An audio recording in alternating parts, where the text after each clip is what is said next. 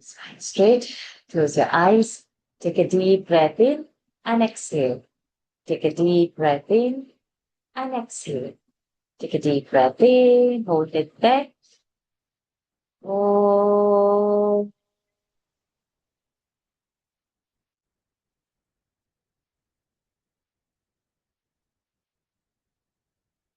oh,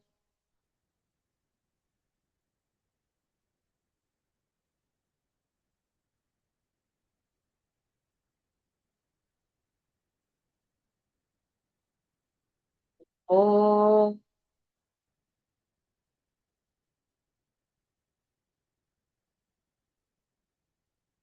ॐ श्री गणेशाय नमः।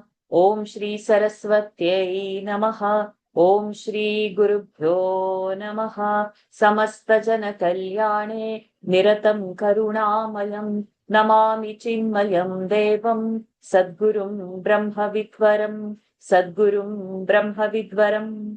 यो अन्तः प्रविश्य मम वाचमिमां प्रसुप्तां सञ्जीवयत्यखिलशक्तिधरस्वधाम्ना अन्यांश्च हस्तचरणश्रवणत्वगादीन् प्राणान्नमो भगवते पुरुषाय तुभ्यम्। प्राणान्नमो भगवते पुरुषाय तुभ्यम्। ॐ नमो भगवते वासुदेवाय।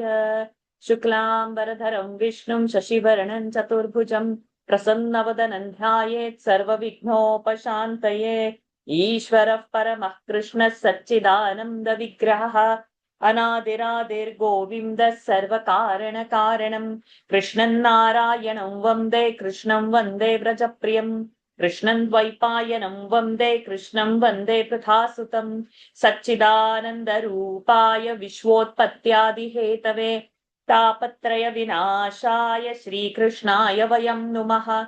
रमापतिपदाम्भोज परिस्फुरति मानसम्। सेनापतिमहं वन्दे विश्वक्सेनं निरन्तरम्। प्रह्लादनारद पराशर पुण्डरीक व्यासम्बरीश शुक शौनक भीष्मदाल्भान् रुक्माङ्गदार्जुन वसिष्ठ विभीषणादीन् पुण्यानि मान् परम भागवतान् स्मरामि। ॐ नमो भगवते वासुदेवाय।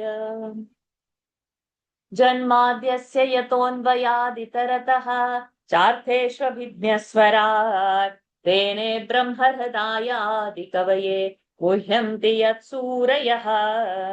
तेजो वारिमृदा यथा विनिमयः यत्र त्रिसर्गो मृषा धाम्ना स्वेन सदा निरस्तकुहकम् सत्यं परं धीमहि। धर्मः प्रोज्झितकैतवोऽत्र परमः निर्मत्सराणां सताम् वेद्यं वास्तवमत्र वस्तु शिवदं तापत्रयोन्मूलनम्। श्रीमद्भागवते महामुनिकृते किं वा परैरीश्वरः सद्यो हृद्यवरुध्यते प्रकृतिभिः शुश्रूषुभिस्तत्क्षणात्।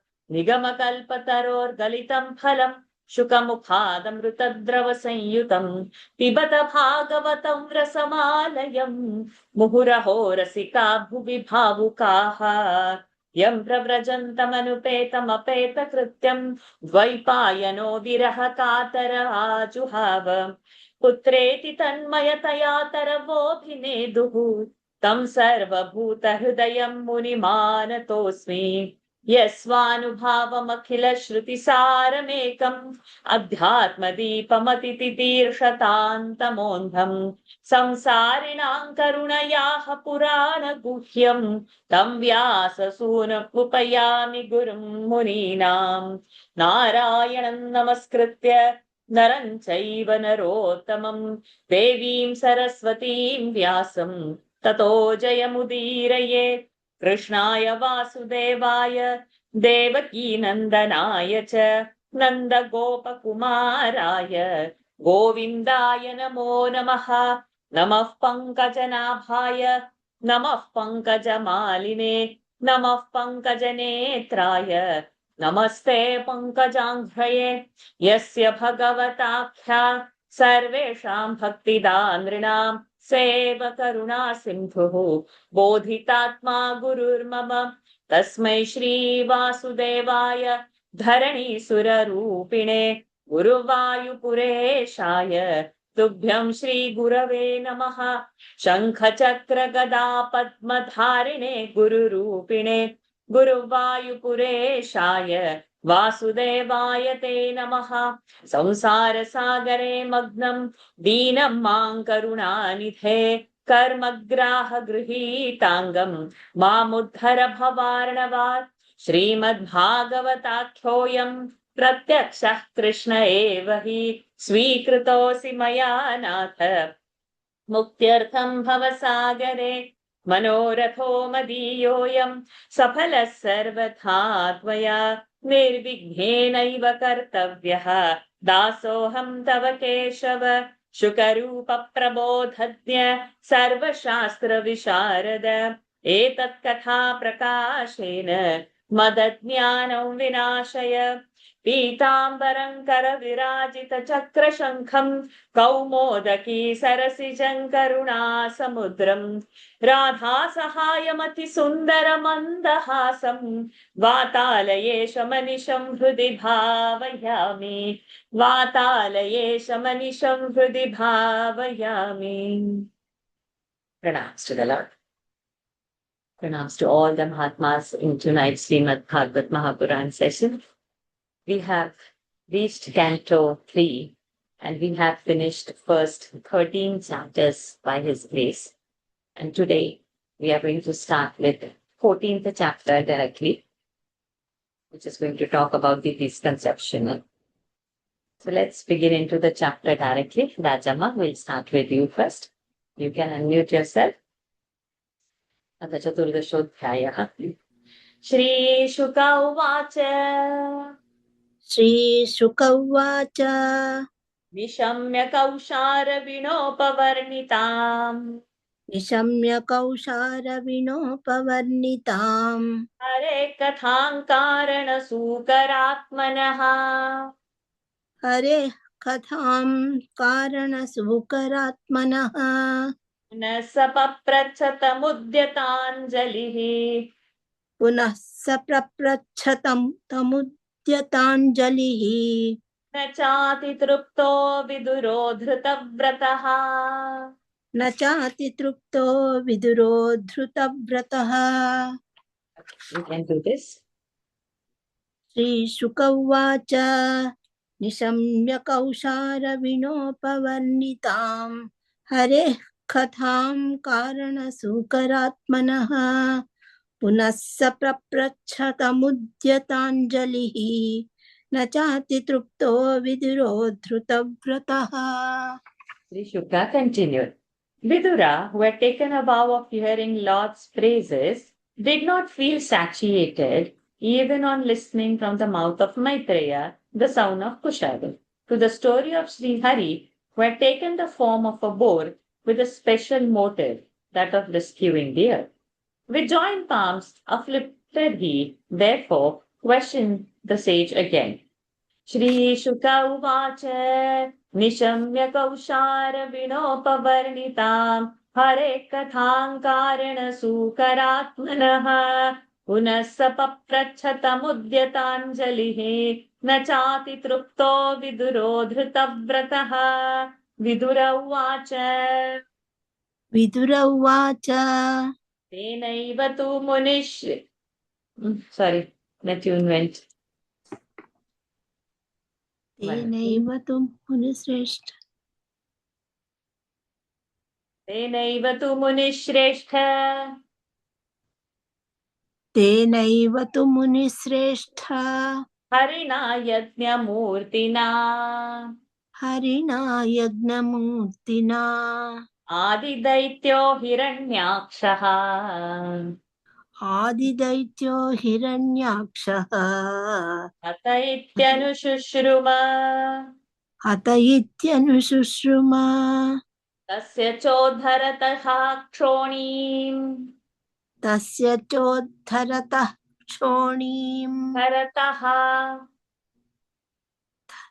तस्य चोद्धरतः क्षोणीम् स्वदंष्ट्राग्रेण लीलया स्वदंष्ट्राग्रेण लीलया दैत्यराजस्य च ब्रह्मन् दैत्यराजस्य च ब्रह्मन् ब्रह्मन् ब्रह्मन् कस्माद्धेतोरभून्मृधः कस्माद्धेतोरभून्मृधः Correct.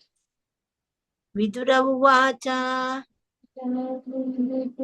तेनैव तु मुनिश्रेष्ठ हरिणा यज्ञमूर्तिना आदिदैत्यो हिरण्याक्षः हत इत्यनुशुश्रुमा तस्य चोद्धरतः क्षोणीम् स्वदंष्ट्राग्रेण लीलया दैत्यराजस्य च ब्रह्मन् कस्माद्धेतोरभून्मृधः. Yes, we missed the tune because the first verse we took a different tune. That's why we missed the tune. निशम्य कौशारविणोपवर्णिता हरे कथां कारणसूकरात्मनः पुनः स पप्रच्छतमुद्यताञ्जलिः न चाति तृप्तो विदुरो धृतव्रतः. This is the tune. The other one we use the Gita tune. And that's why when we came to Tenaiva tu Munishrestha, there was a Vidura said, we have just heard from you, O crest jewel of sages, how Hiranyaksha, the earliest of the Daityas, son of Ditis, was slain by Sri Hari, who had taken the form of a boar, representing all sacrifices. As he was playfully engaged in lifting up the earth out of the water on the ends of his tusks, how did he come to have an encounter with the demon king, O holy sage? Vidura uvacha तेनैव तु मुनिश्रेष्ठ हरिणा यज्ञमूर्तिना आदिदैत्यो हिरण्याक्षः हत इत्यनुशुश्रुम तस्य चोद्धरतः क्षोणीं स्वदंष्ट्राग्रेण लीलया दैत्यराजस्य च ब्रह्मम् कस्माद्धेतोरभून्मृधः. मैत्रेय उवाच मैत्रेय उवाच साधुवीरत्वया पृष्टम् साधुवीरत्वया पृष्टम् वीरत्वया द्वित्वा वीरत्वया वीरत्वया र will have a pressure द्वित्वा sound. Okay. साधुवीरत्वया पृष्टम् पृष्टम् अवतारकथां हरेः अवतारकथां हरेः यत्त्वं पृच्छसि मर्त्यानाम् यत्त्वं पृच्छसि मत्यानां मृत्युपाशविशातनी मृत्युपाशविशातनीं ययोत्तानपदः पुत्रः ययोत्तानपदः पुत्रः मुनिना गीतयार्भकः मुनिना गीतयार्भकः मृत्युः कृत्वैव मूर्ध्न्यङ्घ्रिम्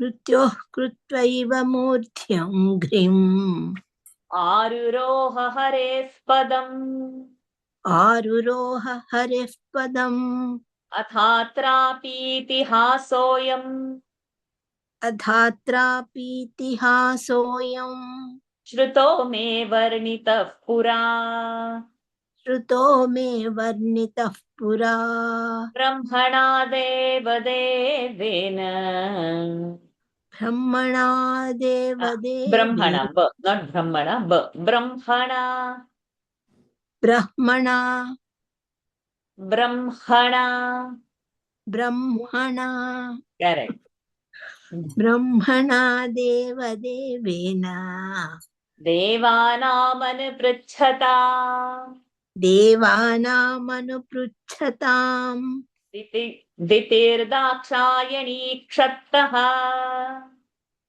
दितिर्दाक्षायणी छत्तः मारीचं कश्यपं पतिम् मारीचं कश्यपं पतिम् अपत्यकामा च कमे अपत्यकामाचकमे सन्ध्यायां हृच्छयार्दिता सन्ध्यायां हृच्छयार्दिता इष्ट्वाग्निजिह्वं पयसा इष्ट्वाग्निजिह्वं पयसा पुरुषं यजुषां पतिम् पुरुषं यजुषां पतिम् निम्लोचत्यर्क आसीनम् निम्लोचत्यर्क आसीनम् अग्न्यगारे समाहितम् अग्न्यगारे समाहितम् मैत्रेय उवाच from there only no Yes, correct. साधुवीरत्वया पृष्टम् अवतारकथां हरेः यत्त्वं पृच्छसि मत्यानां मृत्युपाशविशातनीम् ययोत्तानपदः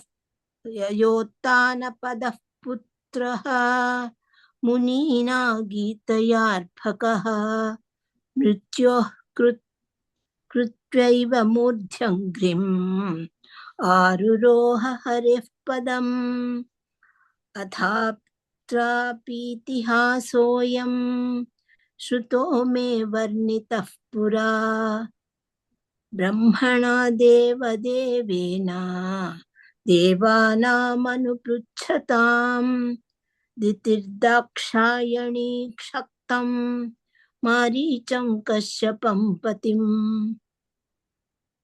अपत्यकामाचकमे सन्ध्यायां हृच्छयार्दिता इष्ट्वाग्निजिह्वं पयसा पुरुषं यजुषां पतिम् निम्लोचत्यर्क आसीनम् अग्न्यगारे समाहितम् Thank you, Rajamma.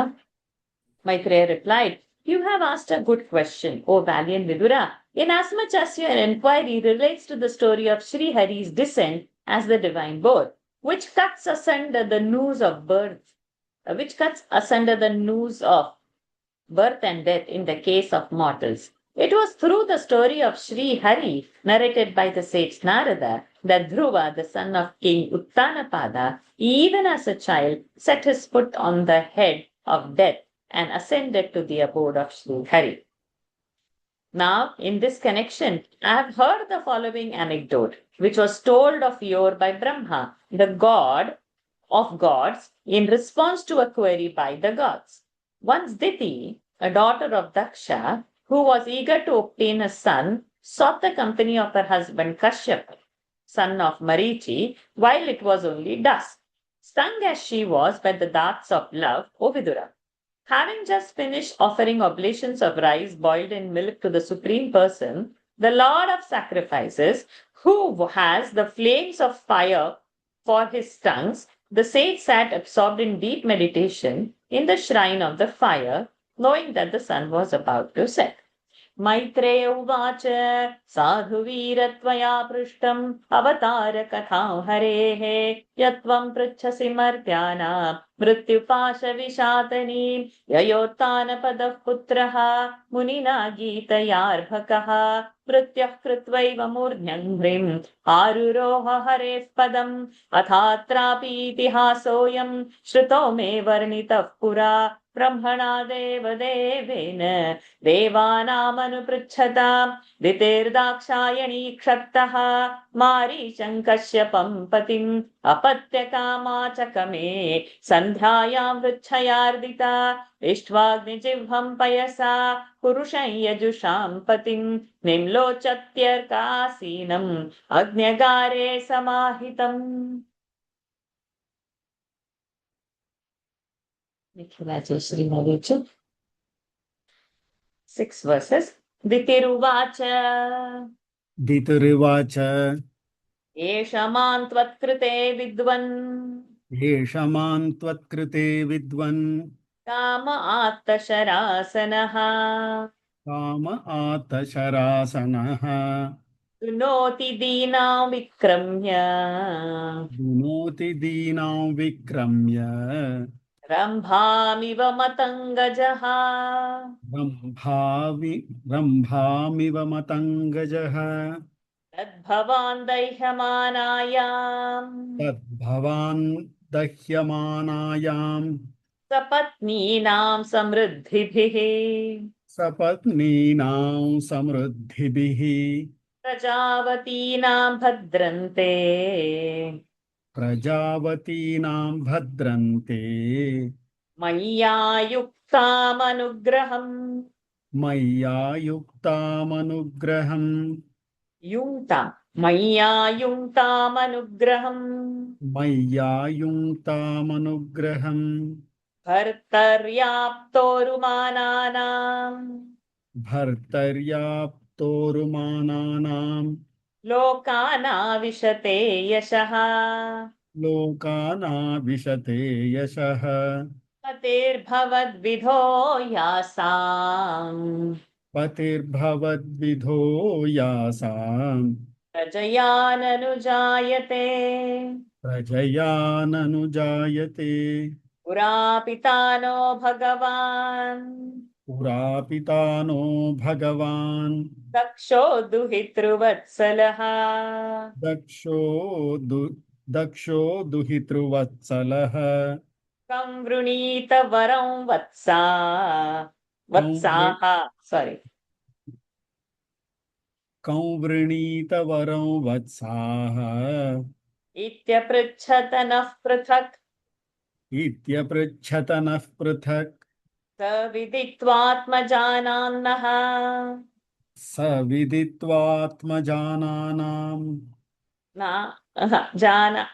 स विदित्वात्मजानान्नः that no will become नः स विदित्वात्मजानान्नः correct भावं संतान भावनः भावं सन्तानभावनः त्रयोदशाददात्तासाम् यास्ते शीलमनुव्रताः यास्ते शीलमनुव्रताः अथ मे कुरु कल्याण अथ मे कुरु कल्याण कामं कञ्ज विलोचन कामं कञ्जविलोचन आर्तोपसर्पणं भूम्नम् आर्तोपसर्पणं भूमन् आर्तोपसर्पणं भूमन् अमोघं हि महीयसि अमोघं हि महीयसि दितिरुवाच एष मां त्वत्कृते विद्वन् काम आतशरासनः दुनोति दीनां विक्रम्य रम्भामिव मतङ्गजः तद्भवान् दह्यमानायां सपत्नीनां समृद्धिभिः प्रजावतीनां भद्रन्ते मय्यायुङ्क्तामनुग्रहम् भर्तर्याप्तोरुमानानां लोकानाविशते यशः पतिर्भवद्विधो यासां प्रजयाननुजायते पुरापितानो भगवान् दक्षो दुहितृवत्सलः कं वृणीत वरं वत्साः इत्यपृच्छत नः पृथक् स विदित्वात्मजनानान्नः भावं सन्तानभावनः त्रयोदशाददात्तासां यास्ते शीलमनुव्रताः अथ मे कुरु कल्याण कामं कञ्जविलोचन आर्तोपसर्पणं भूमन् अमोघं हि महीयसि. Yes. Viti said, O sage, just as a wild elephant crushes a banana tree, this god of love, bow in hand, displays his valor against me, a helpless woman, and is tormenting me on your account. Therefore, God bless you, show your grace to me, burning as I am with jealousy, to see the happiness and prosperity of my co-wives who are already blessed with children. Those wives alone are held in great esteem by their husband and enjoy worldwide fame, whose husband, like you, is reproduced through them in the shape of a son. Our father, the worshipful Daksha, who was fond of his daughters, severally asked us long ago, when we were still unmarried, whom are you going to choose for your match, dear ones? When he came to know our mind through other sources, since we made no reply out of bashfulness, he gave away to you those 13 of us who conform to your nature, since he was keen to multiply his race. Therefore, O blessed Lord, with lotus eyes, be pleased to grant my wish. For the afflicted never resort to the great in vain, O perfect one. दितिरुवाच एष मां त्वत्कृते विद्वन् कामात्तशरासनः दुनोति दीनां विक्रम्य रम्भामिव मतङ्गजः तद्भवान् दह्यमानायां सपत्नीनां समृद्धिभिः प्रजावतीनां भद्रन्ते मय्या युङ्क्तामनुग्रहम् भर्तर्याप्तोरुमानानां लोकानाविशते यशः पतिर्भवद्विधो यासा प्रजया ननु जायते पुरा पितानो भगवान् दक्षो दुहितृवत्सलः कं वृणीत वरं वत्साः इत्यपृच्छत नः पृथक् स विदित्वात्मजानान्नः भावं सन्तानभावनः त्रयोदशा ददात्तासां यास्ते शीलमनुव्रताः अथ मे कुरु कल्याण कामं कञ्जविलोचन आर्तोपसर्पणं भूमन् अमोघं हि महीयसि. Next 6 verses, Nikhilaji. इति तां वीरमारीचः इति तं वीरमारीचः कृपणां बहुभाषिणीम् कृपणां बहुभाषिणीं प्रत्याहानुनयं वाचा प्रत्याहानुनयन् वाच प्रवृद्धानङ्गकश्मलाम् प्रवृद्धानङ्गकश्मलाम् एष तेऽहं विधास्यामि एष तेऽहं विधास्यामि प्रियं भीरु यदिच्छसि प्रियं भीरु यदिच्छसि तस्याः कामन्नः कः कुर्यात् तस्यः कामन्न कः कुर्यात् सिद्धिस्त्रैवर्गिकीयतः सिद्धिस्त्रैवर्गिकीयतः सर्वाश्रमानुपादाय सर्वाश्रमानुपादाय स्वाश्रमेण कलत्रवान् स्वाश्रमेण कलत्रवान् व्यसनार्णवमत्येति व्यसनार्णवमत्येति जलयानैर्यथार्णवम् जलयानैर्यथार्णवम् यामाहुरात्मनो ह्यर्धम् यामाहुरात्मनो ह्यर्थम् Yamapura, you said? Yamahura.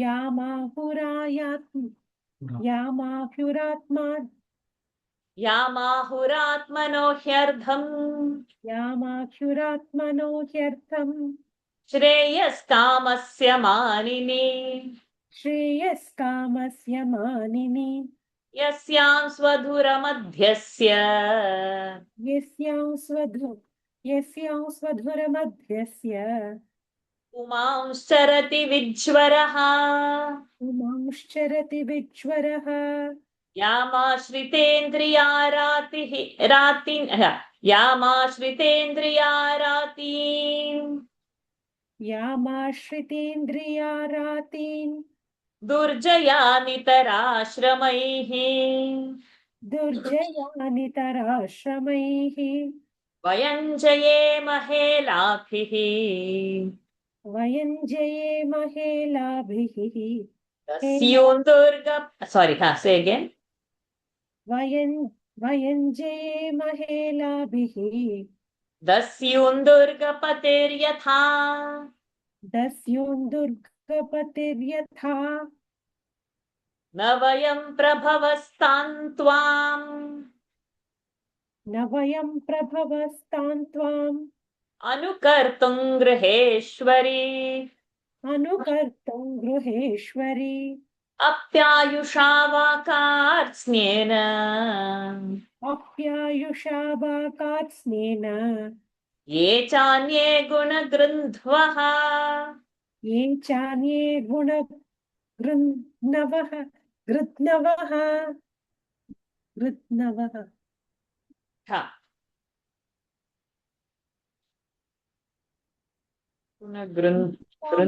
गृध्नवः गृध्नवः हा। ये चान्ये गुणगृध्नवः ये चान्ये गुणगृध्नवः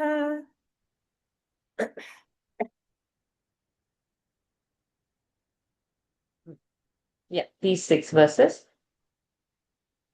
इति तं वीरमारीचः कृपणां बहुभाषिणीं प्रत्यहानुनयन् वाच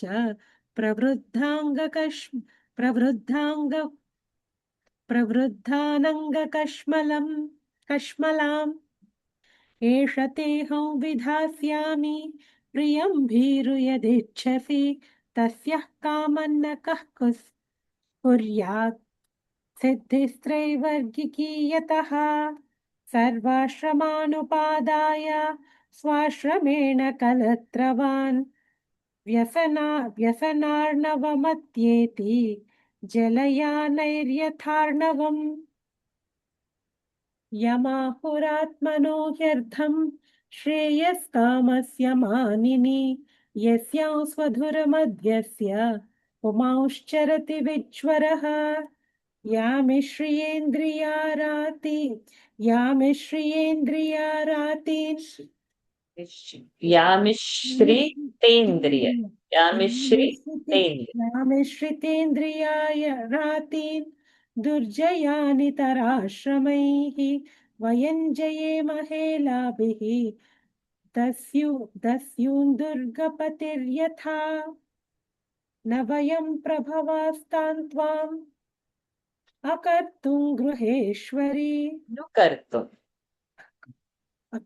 अकर्तुं अनुकर्तुम् अनुकर्तुं गृहेश्वरि अप्यायुषा वा काकृत्स्ने कार्त्स्न्येन अप्यायुषा वा कार्त्स्न्येन अप्यायुषा वा कात्स्येन ये चान्ये गुणगृध्नवः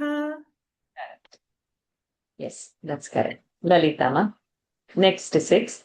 अथापि काममेतन्ते तथापि काममेतं ते प्रजात्यैकरवाण्यलम् प्रजात्यैकरवाण्यलम् यथा मानातिवोचन्ति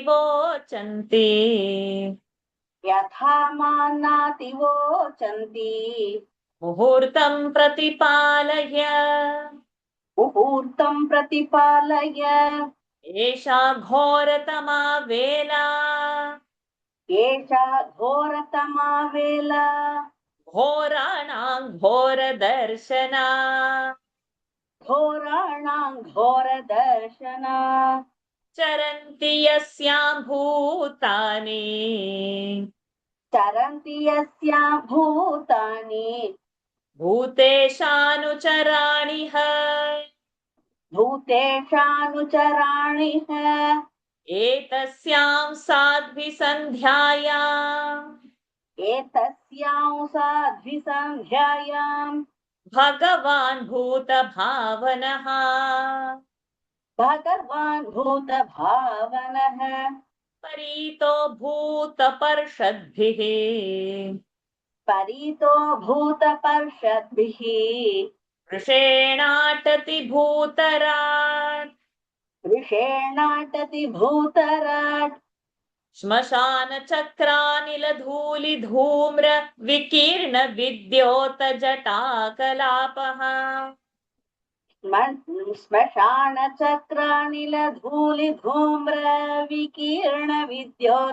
श्मशानचक्रानिलधूलिधूम्रविकीर्णविद्योतजटाकलापः Very good.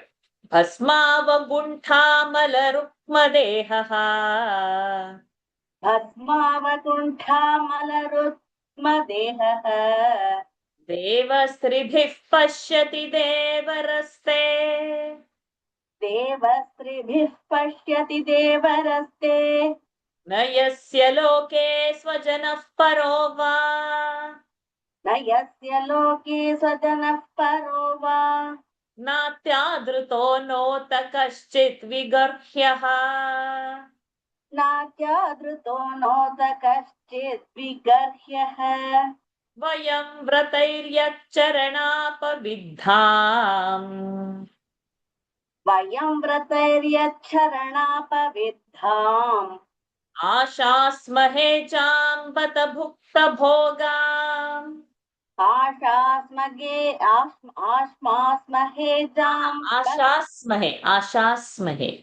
आश्मास्महे जाम्बत भुक्तभोगाम् यस्यानवद्याचरितं मनीषिणः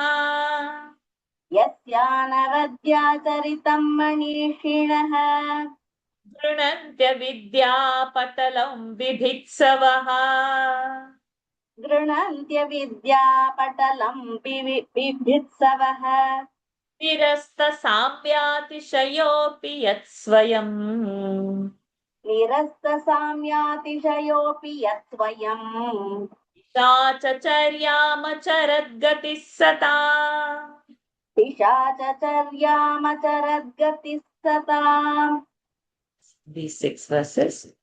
अथापि काममेतन्ते प्रजात्यैकरवाण्यलम् यथा मान्नातिवोचन्ति मुहूर्तं प्रतिपालय एषा घोरतमा वेला घोराणां घोरदर्शना चरन्ति यस्या भूतानि भूतेषानुचराणि च एतस्यां साधिसान्ध्यायां भगवान् भूतभावनः परितो भूतपर्षद्भिः वृषेणाट्टति भूतराट्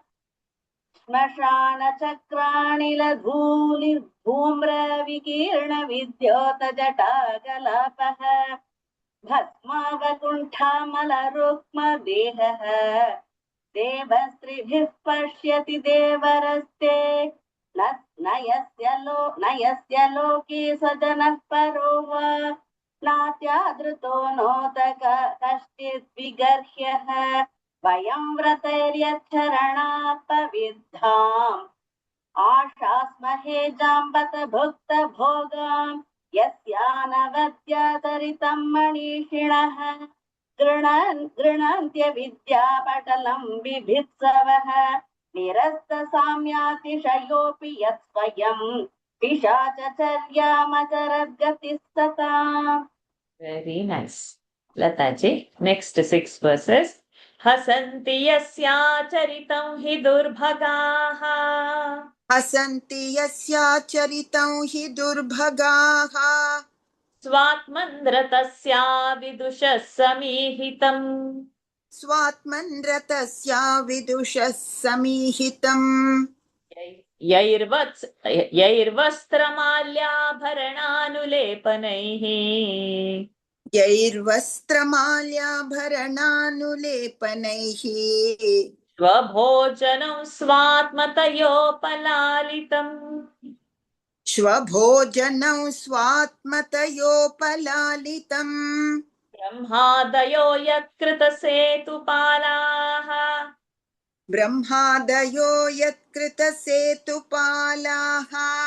यत्कारणं विश्वमिदं च माया यत्कारणं विश्वमिदं च माया आज्ञाकरी तस्य पिशाचचर्या आज्ञाकरी तस्य पिशाचचर्या अहो विभूम्नश्चरितं विडम्बनम् अहो विभूम्नश्चरितं विडम्बनम् मैत्रेय उवाच मैत्रेय उवाच Saivam samvidite bhartra दैवं संविदिते भर्त्रा मन्मथोन्मथितेन्द्रिया मन्मथोन्मथितेन्द्रिया जग्राहवासो ब्रह्मर्षेः जग्राहवासो ब्रह्मर्षेः वृषलीव गतत्रपा वृषलीव गतत्रपा स विदित्वाथ भार्यायाः स विदित्वाथ भार्यायाः तन्निर्बन्धं विकर्मणि तन्निर्बन्धं विकर्मणि नत्वादिष्टाय रहसि नत्वादिष्टाय रहसि तयाथोपविवेशः तयाथोपविवेशः अथोपस्पृश्य सलिलम् अथोपस्पृश्य सलिलम् प्राणानायम्यवाग्यतः प्राणानायम्यवाग्यतः ध्यायन् जजापविरजम् ध्यायन् जजापविरजम् ब्रह्मज्योतिः सनातनम् ब्रह्मज्योतिः सनातनम् दितिस्तु व्रीडिता तेन दितिस्तु व्रीडिता तेन कर्मावद्येन भारत कर्मावद्येन भारत उपसङ्गम्य विप्रर्षिम् उपसङ्गम्य विप्रर्षिम् अथो मुख्यभ्यभाषत अधो मुख्यभ्यभाषत हसन्ति हसन्ति यस्याचरितं हि दुर्भगाः स्वात्मन् रतस्या विदुषुः समीहितम् यैर्वस्त्रमाल्याभरणानुलेपनैः स्वभोजनौ स्वात्मतयोपलालितम् ब्रह्मादयो यत्कृतसेतुपालाः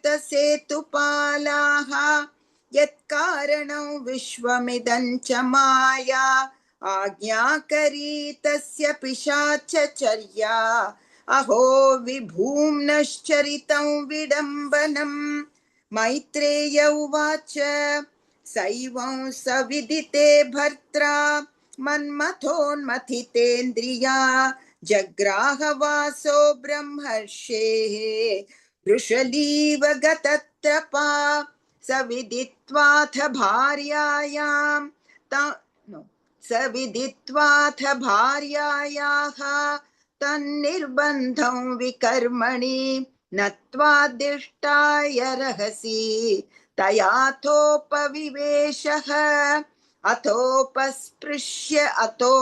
अथोपस्पृश्य सलिलं प्राणानायम्यवाग्यतः ध्यायन् जजापविरजम् ब्रह्मज्योतिः सनातनम् दितिस्तु व्रीडिता तेन कर्मावद्येन भारत उपसङ्गम्य विप्रर्षिम् अधोमुख्यभ्यभाषत. Very good, Lataji. Seeing her miserable and pleading, much in an aforesaid manner, and finding that her reason had been clouded by intense passion, O heroic Vidura, Kashyapa, the son of Marichi, replied to her in a conciliatory tone as follows: I shall presently gratify you by granting your wish, O timid one. Who would not grant the desire of one's own wife, through whom one is able to achieve the threefold object of human pursuit, that is, worldly possessions, gratification of senses, and religious merit? Even as one is able to cross the ocean by means of vessels, so does a married man, a householder, cross the ocean of woe by conquering the senses through the married life, taking with him the other three ashramas, that is, the student community, the anchorite class, and the order of recluses, all of whom depend on the householder as well. The scriptures speak of wife as the other half of the body of a man, seeking the three objects of human pursuit. O proud lady! For shifting his whole burden of maintaining the household to her, a man moves about in the world free from anxiety. Just as the governor of a fortress easily conquers a host of marauders, so by falling back upon her, we householders are able to subdue without any difficulty enemies in the shape of our senses, which people belonging to other ashramas find hard to conquer. We cannot get absolutely square with you, O Queen of the house, in the whole lifetime. Nay, not even in the lives to come, nor can others who have bias for virtues. Nonetheless, I shall do my best to grant this desire of yours for offspring. But please wait for an hour or so, in order that the world may not reproach me. The present is the most ominous hour, favorable to frightful creatures, the demons, etc., and fearful to look at. At this hour, the ghosts and spirits forming the retinue of Sri Rudra, the ruler of the spirits, move about. At this juncture of day and night, O virtuous lady, Lord Rudra, the protector of all beings, goes about on the back of his favorite bull Nandi, accompanied by his entourage of ghosts.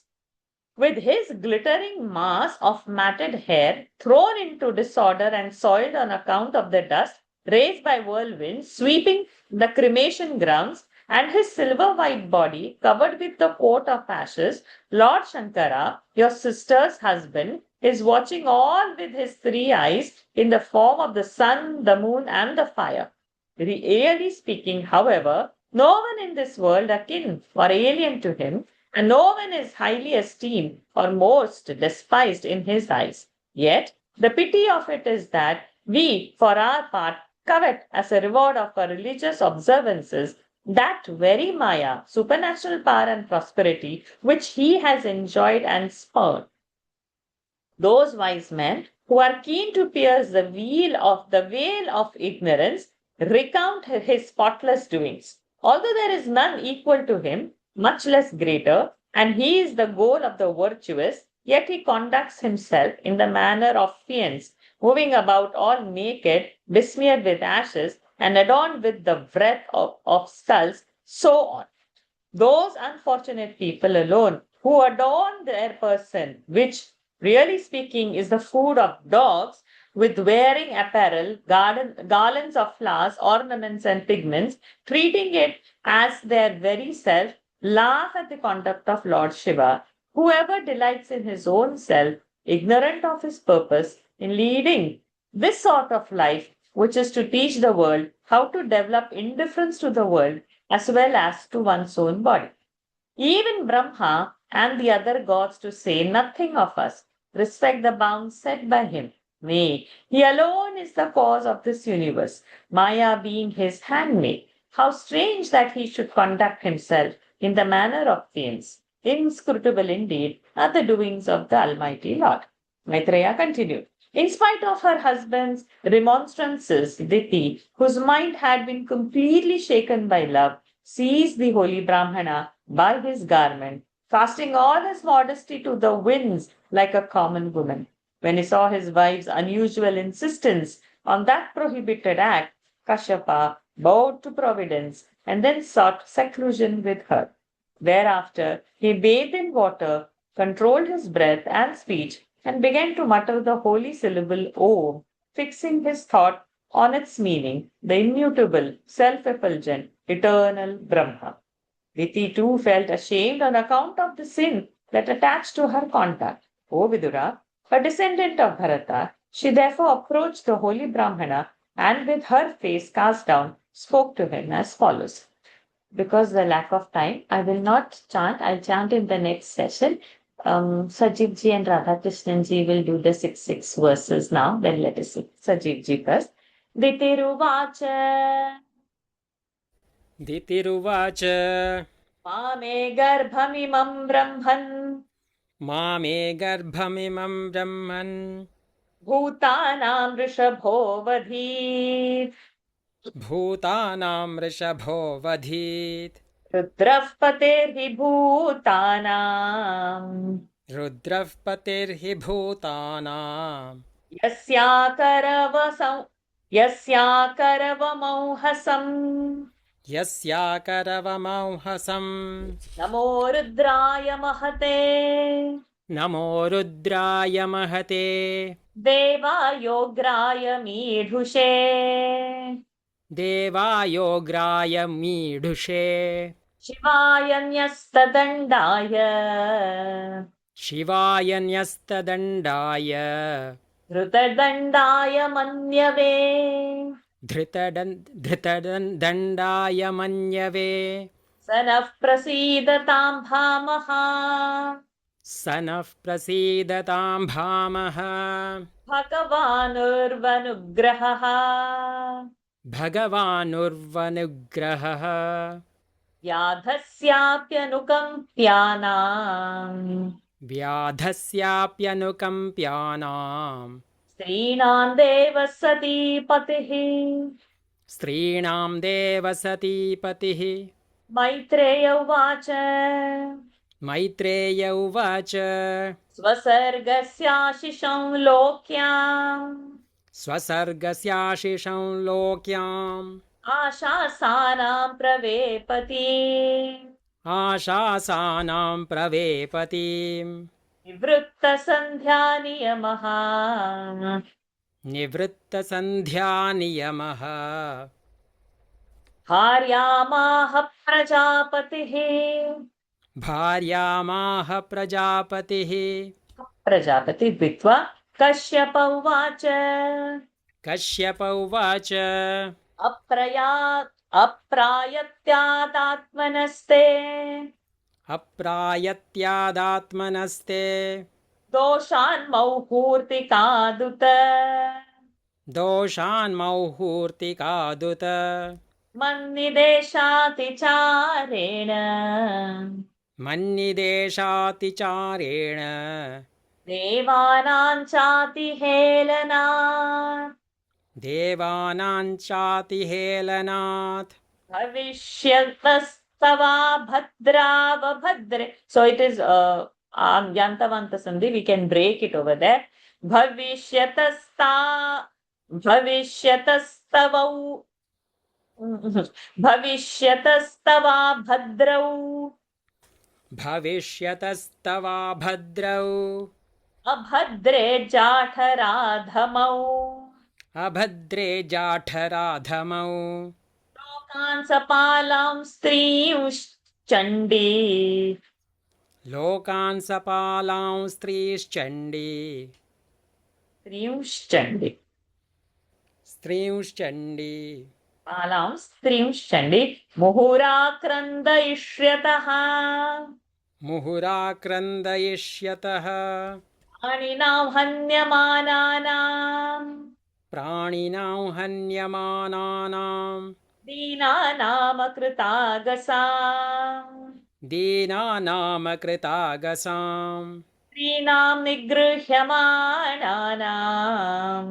स्त्रीणां निगृह्यमाणानां कोपितेषु महात्मसु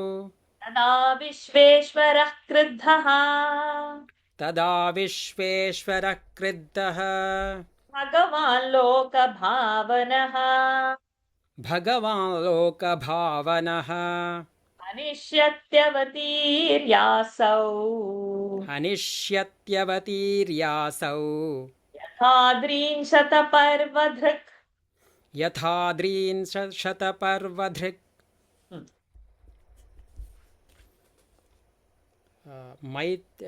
नमो मैत्रेय उवाच दितिरुवाच मामे गर्भमिमं ब्रह्मन् भूतानां वृषभो वदीत् रुद्रः पतिर्हि भूतानां यस्याकरवमंहसम् नमो रुद्राय महते देवायोग्राय मीडुषे शिवाय नस्त्यदण्डाय धृतदण्डाय मन्यवे स नः प्रसीदतां भामः भगवानुर्वनुग्रहः व्याधस्याप्यनुक्रम्प्यानां स्त्रीणां देवसतीपतिः मैत्रेय उवाच स्वसर्गस्याशिषं लोक्याम् अशासानां Ashasana. आशासानां प्रवेपतीं निवृत्तसन्ध्यानियमः भार्यामाह प्रजापतिः कश्यप उवाच अप्रायत्यादात्मनस्ते दोषान्मौहृतिर्कादुत मन्निदेशातिचारेण देवानाञ्चातिहेलनात् भविष्यतस्त्वाभौ Tava. Bhavishyatastava bhadrau. भविष्यतस्तवा भद्रौ अभद्रे जाठराधमौ लोकान् सपालां स्त्रींश्चण्डी मुहुराक्रन्दयिष्यतः प्राणिनां हन्यमानानां Praninam, no? Praninam. हन्यमानानां दीनानां कृतागसां स्त्रीणां निगृह्यमाणानां कोपितेषु महात्मसु तदा विश्वेश्वरक्रुद्धः भगवान् लोकभावनः हनिष्यत्यवतीर्यासौ यथाद्रींशतपर्वधृक्. Thank you, Sanjeev ji. Diti said, "Let not Lord Rudra, O holy sage, who is the foremost of all beings as well as the ruler of spirits, destroy the seed in my womb, because I have committed an offense against him. Obeisance to the great god Shiva, who is irresistible in power, and who drives away the agony of his devotees and bestows the desired blessings on those who approach him with the prayer, who is all blissful to his disinterested worship who, though perfectly non-violent by nature, yet wields the rod of the wicked, and who is anger personified at the same time of universal destruction. May the Almighty Lord Shiva, the spouse of Sati, my brother-in-law, who is extremely compassionate by nature, be gracious unto us, women, who deserve the mercy even of the hard-hearted hunter." Maitreya went on. Kashyapa, who had just finished his evening devotion, saw his wife Diti shaking violently with fear and soliciting of her progeny the blessings of this as well as the other world, and spoke to her as follows. Kashyapa said, "Since your mind was impure, tainted with lust, the hour was unfavorable for conception, you transgressed my command, and lastly, because you disregarded the gods, Lord Rudra and his attendants, O impious woman, a pair of wicked and unworthy sons will be born of you, sons that will make all the three worlds as well as their protectors cry again and again. O irascible lady, when they proceed to kill helpless and innocent creatures, violate the chastity of women, and anger exalted souls, the Lord, who is the ruler of the universe and the delighter of all the worlds, will be enraged, and coming down to his world from his divine abode, will slay them, even as Indra, the wielder of the thunderbolt, struck down the mountains." Radha Krishna ji. Ditiruvacha दितिरुवाच Vadam Bhagavata Sakshat वधं भगवता साक्षात् Sunabhodara Bahuna सुनाबोधारबाहुना Ashase Putrayor Mahyam आशासे पुत्रयोर्मह्यम् Ma Kruddhat Brahmana Vibho मा क्रुद्धात् ब्राह्मणाद्विभो Na Brahmadanda Dagdhasya न ब्रह्मदण्डदग्धस्य न भूतभयदस्य च न भूतभयदस्य च नारकाश्चानुगृह्णन्ति नारकश्चानुगृह्णन्ति नारकाश्चानुगृह्णन्ति यां योनिमसौ गतः यां योनिमसौ गतः कश्यप उवाच कश्यप उवाच कृतशोकानुतापेन कृतशोकानुतापेन सद्यः प्रत्यवमर्शनात् सद्यः प्रत्यवमर्शनात् भगवत्युरुमानाच्च भगवत्युरुमानाच्च भवे मय्यपि चादरात् भवे मय्यपि चादरात् पुत्रस्यैव तु पुत्राणाम् पुत्रस्यैव तु पुत्राणाम् भवितैकः सतां मतः भवितैगः सतां मतः दास्यन्ति यद्यशः शुद्धम् गास्यन्ति यद्यशः शुद्धम्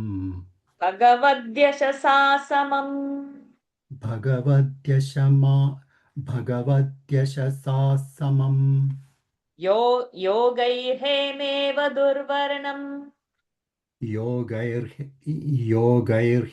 योगैर्हेमेव दुर्वर्णम् योगैर्हेमेव योगैर्हेमेव दुर्वर्णम् भावयिष्यन्ति साधवः भावयिष्यन्ति साधवः निर्वैरादिभिरात्मानम् निर्वैरादिभिरात्मानम् यच्छीलमनुवर्तितुम् यच्छीलमनुवर्तितुम् यत्प्रसादादिदं विश्वम् यत्प्रसादादितं विश्वम् प्रसीदति यदात्मकम् प्रसीदति यदात्मकम् स स्वदृग्भगवान् यस्य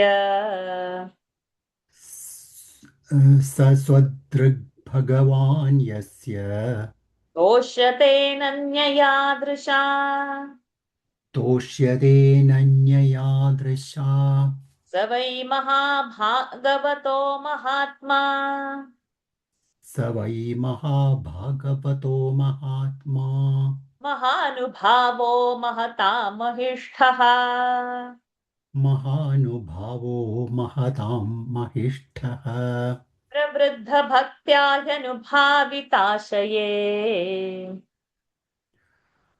प्रवृद्धभक्त्या ह्यनुभाविताशये निवेश वैकुण्ठमिमं विहास्यति निवेश्य वैकुण्ठमिमं विहास्यति Do these 7 verses. दिदिरुवाच वधं भगवता साक्षात् सुनाभोदारबाहुना आशासे पुत्रयोर्मह्यं मा क्रुद्धाद् ब्राह्मणाद् विभो न ब्रह्मदण्डदग्धस्य न भूतभयदस्य च नारगाश्चानुगृह्णन्ति योनिमसौ गतः कश्यप उवाच कृतशोकानुतापेन सद्यः प्रत्यवमर्शनात् भगवत्युरुमानाच्च भवे मय्यपि चादरात् पुत्रस्यैव तु पुत्राणां भवितैगः सदां मतः गास्यन्ति यद्यशः शुद्धम् भगवद्यशसा समम्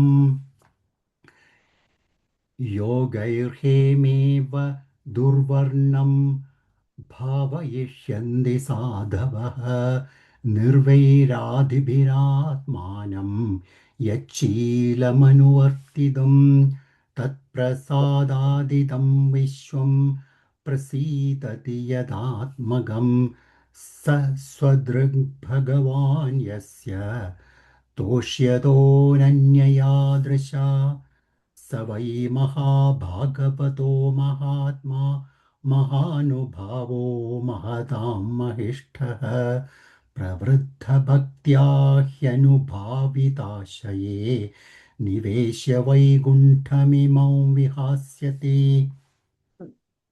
I will continue. Lalita ji, you will continue. अलम्पटशीलधरो गुणाकरः अलम्पटशीलधरो गुणोऽगुण हृष्टः परर्ध्या व्यथितो दुःखितेषु पृष्ठः परध्या पृष्ठः परधर्या व्यथितो Correct. I read it wrong. That's why you got paradharya hrishtav paradharya vyatito dukhiteshu. पृष्ठः No, that was परधर्या correct. Parardhya. That was only correct, not. Hrishtav parardhya vyatito dukhiteshu.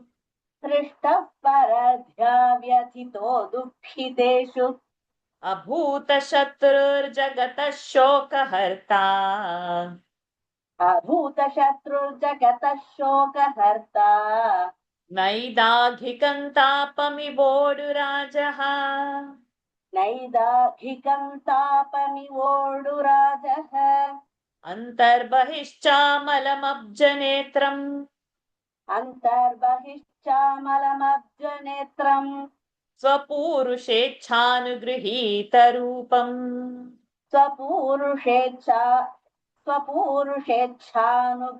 गृहीतरूपम् पौत्रस्तव श्रीललनाललामम् पौत्रस्तव श्रीललनाललामम् द्रष्टा स्फुरत्कुण्डलमण्डिताननम् द्रष्टा स्फुरत्कुण्डलमण्डिताननम् Okay, complete these two.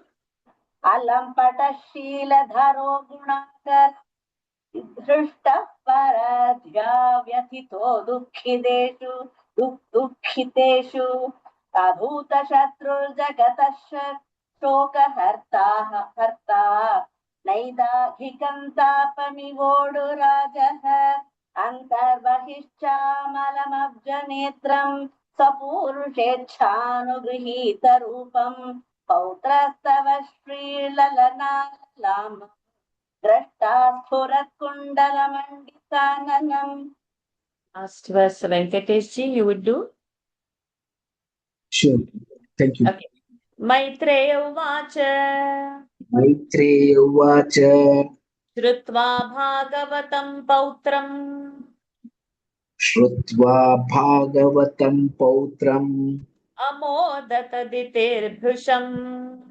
Amodata Ditil Bhrisham Putrayoscha vadhan krishnat Putrayoshavadham Krishna Viditvasin mahamanaha Vidivasin